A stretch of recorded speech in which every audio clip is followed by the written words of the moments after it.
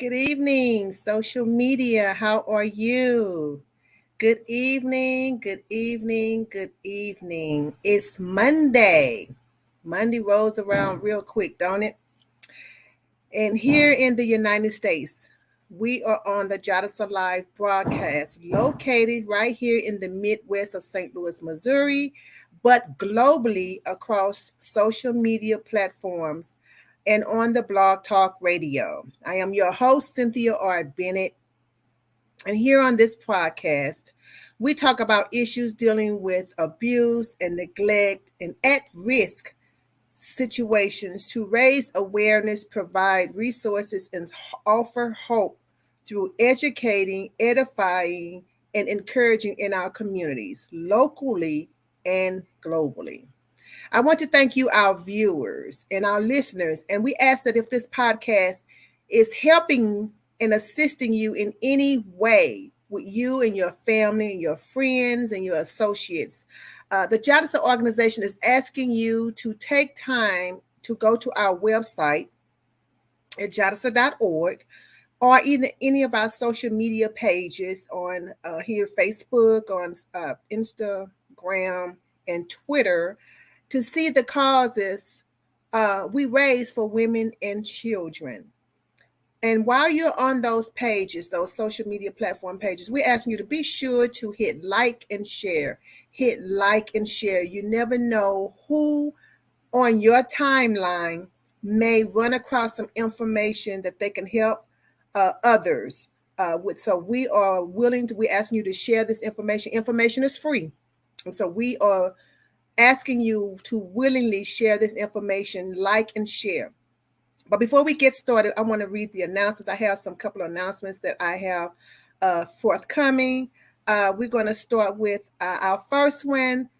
We had a couple of people who already registered for this Wednesday, the Sister Sis social group of the weekly group support session here. It is online until we get further confirmation from the CDC that we are going to go into the building. But this is tomorrow at 7:00 p.m. And we're asking that if you or you know someone that want to be a part of this weekly support group session, we ask you to go to the email that is on the flyer or call the 800 number and leave your information so we will know to send your, as well as your information, your email, so we will know to forward you the link to the support group session. So that is tomorrow at 7:00 p.m. Central Standard Time. That is in the Midwest in the United States.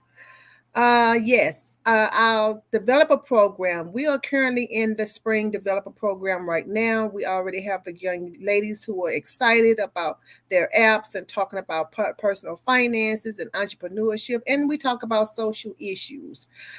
So this one is our summer session, which is going to be 2 weeks, and I need to update this flyer because it's Tuesday through Friday.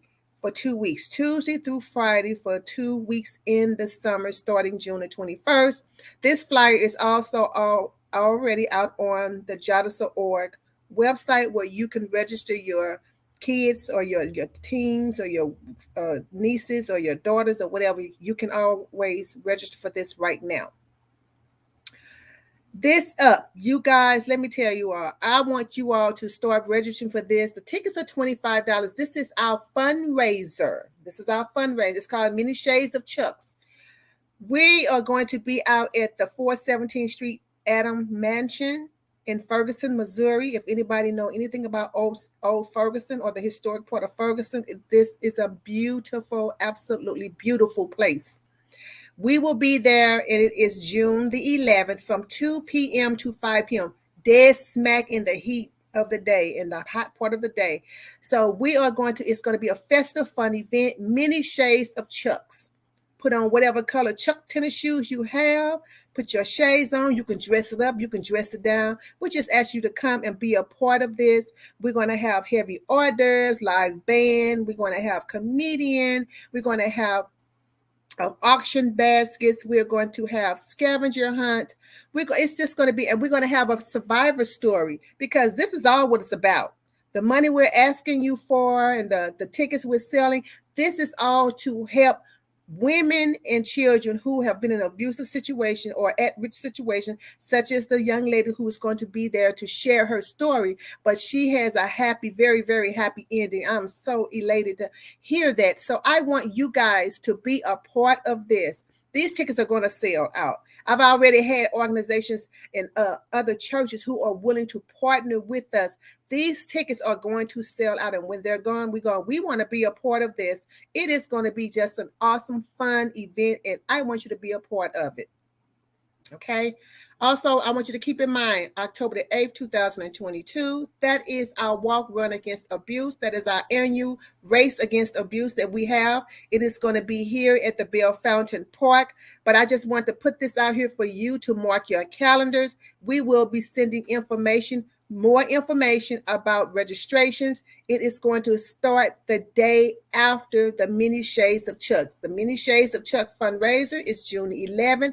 You will get all the registration information out for this race or the walk run against abuse starting June the 12th. So I wanted to share those resources. Share that information to you regarding the announcements that we have. We got so many things in store for the women, for the community, to help the women with coming out of abusive relationships. That's what it's all about. It is all about that. Whatever we do, we may change the method, we may change the message as far as how we say it, when we say it, where we say it, but trust me, the ministry don't change. It has not changed. So for more information or about resources that we have out there or questions you have about any of our events that's coming up, you can visit our website at JADASA.org. So tonight I want to talk about something that I ran across, of course, on my feed, my news feed, femicide. And I kind of assumed what it meant, but I read more up on it. So I thought this is something I wanted to share with our global community. That's everybody, local, state, international, national, global. Because guess what? This abuse crosses all boundaries. It doesn't matter where you are, especially after I've read this article. This is something that is in every continent. Every continent, I'm sure. So we're going to talk about femicide, suicide by domestic violence. Femicide, suicide by domestic violence, a call to count the hidden toll of women's lives. These numbers, they're not being counted for. They're not being counted for.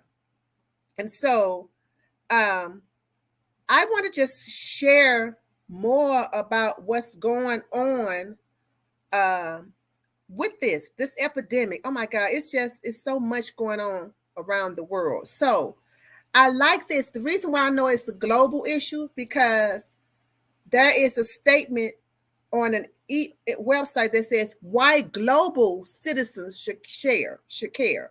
Why global citizens should care.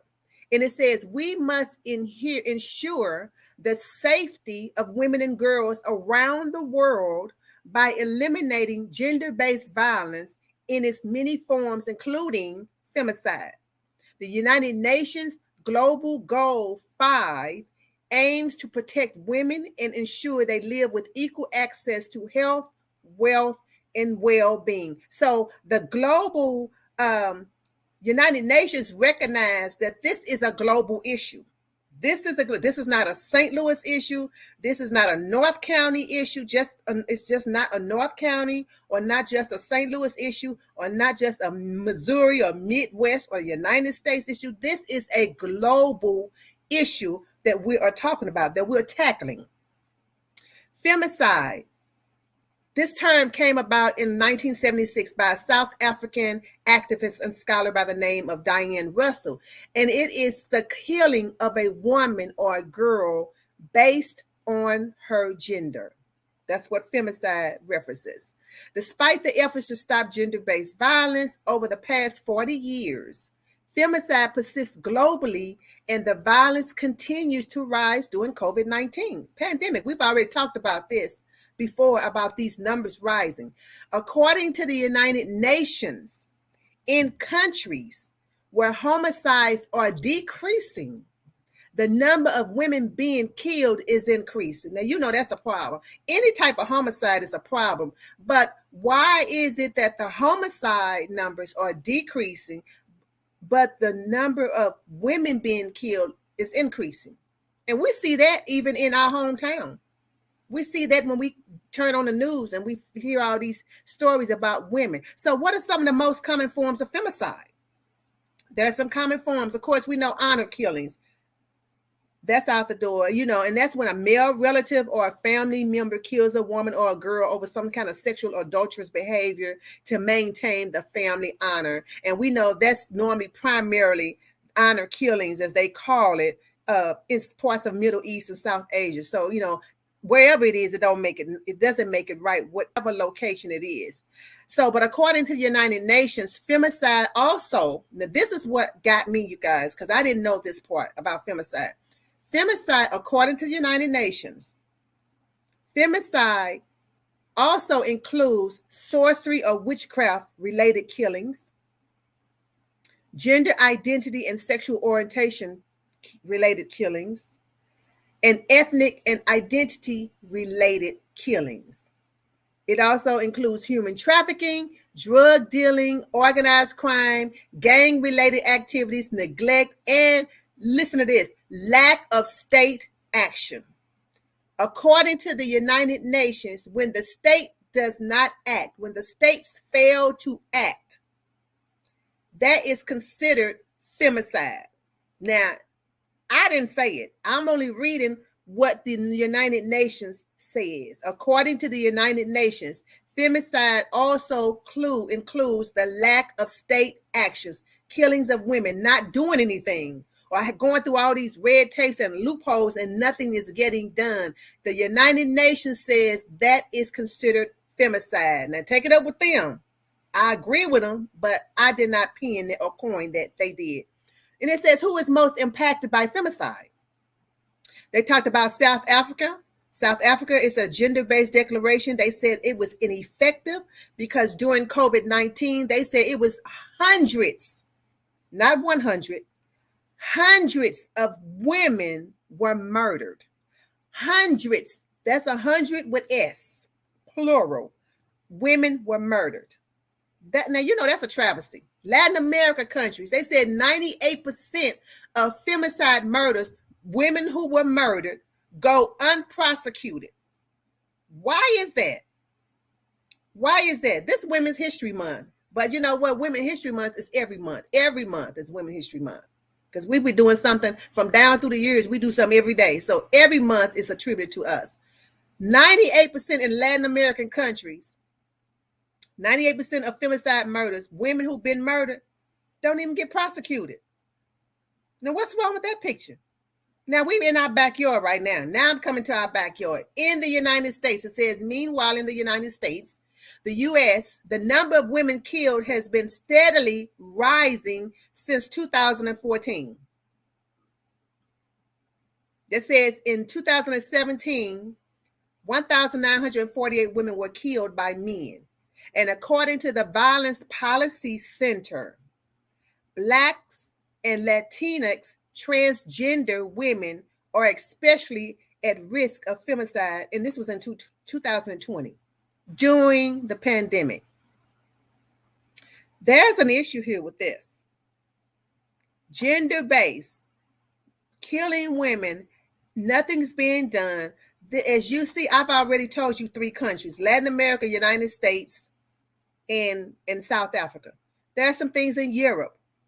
There's femicide for a suicide. I just read an article in Europe, the increase in femicide because women had been abused so much and so long by their intimate partner, and nothing had been done.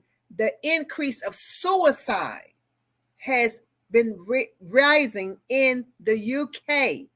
because nothing is being done. They felt like they wasn't getting the help they need. They was reaching out. Nobody was helping them. They was constantly steady being abused by their intimate partner. And then because of not only the physical abuse, the emotional and the psychological abuse, some of them said that the abuser was saying, you should just go kill yourself. Of course, they had put some expletives in there. Just kill yourself. Just kill yourself. And when somebody's been broken down mentally and broken down emotionally so much, they tend to feel like that person has that type of control over them, because that is something that's constantly going against their psyche. You can only deal with, here's an example. If you just have water, you lay down under a faucet and you have just a little bitty dap of water just tap on your head, it's not going to bother you. Maybe 1 or 2 taps, 5 taps. But you stay under that tap keep tapping on your forehead, it's going to feel like a weight. It's going to feel like a ton of bricks, even though it is the same drop of water. It is the same measure of water that is dropping on your forehead. But over time, when it constantly keeps dropping on your forehead, it becomes a weight. It becomes like it's feeling like a ton of bricks. Can you imagine somebody that's constantly talking to you and telling you and tearing down your self-esteem, tearing down your emotions, tearing down who you are, telling you you're nobody and nobody wants you and you should just go on and die and kill yourself and who cares, and they're constantly beating you and you're trying to reach out to people and nothing is happening? Just think of that as that water that you're laying up under that fountain, that drip of water. That weight changes. It becomes painful. It could kill you if you stay in that. The same issue with these women. These women were committing suicide because of femicide. Nothing was being done. This is a travesty. This is a travesty. And that, we could call it intimate partner abuse or whatever. That's another term. It's still the same. Women are being killed. Women are being killed from domestic violence. Now they're saying what they said in these other countries, which is something we probably could adopt. Anytime a woman who has died by some kind of suspicions or just all of a sudden died or whatever, and there is some type of history of domestic violence, they need to look at the perpetrator. They need to look at all of that stuff to see if that murder or if that homicide was domestic abuse related. Now, they call it femicide. We could call it whatever you want to call it. But those numbers are not being counted. So therefore, all of these women who have died by the hand of a male because of their gender, because they're women, those numbers are not being accounted for. So those numbers are getting lost in the shuffle. They're not, those numbers they're low, but there is more women that just not being reported. So that's something we can look into. That's something to keep in our minds. That's something to watch globally. As I'm saying, when the United Nations saying globally we need to be watching about this, that lets you know this is something that is not just local. It's global. And that is why JADASA is going global. That is why JADASA has gone global, to meet the needs of anybody who's going through that. So how can we end femicide? Of course, reducing intimate partner violence is the most effective way. Yeah, we know that. But we need some help. How can you do that? How can we reduce that? What measures can be put in place? Because if they're reporting, there's some things as a community we can do too. We can do that too. This is one that they said, I'm like, okay, yeah. Restrict gun access to perpetrators of intimate partners of violence. If you know somebody has a history of abusing folks, why would you allow them? I know we got gun laws. I know we talk about the NRA and we know we talk about certain political groups who are for that. But that I don't have a problem with that. My point is, why somebody who has a history of violence, who has a history of abuse, why would you allowed him to get the gun. We need to restrict gun access, because I'm gonna tell you, a lot of these women who's being killed, they're being killed by the handguns, weapons. We see it a lot here. We've seen it recently on multiple occasions here in St. Louis, recently, within the last 2 years.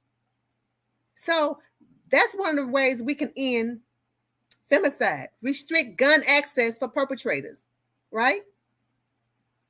Increase the numbers of law enforcement mandated arrests, or increase the number of law. Well, we know folks ain't trying to, for some reason.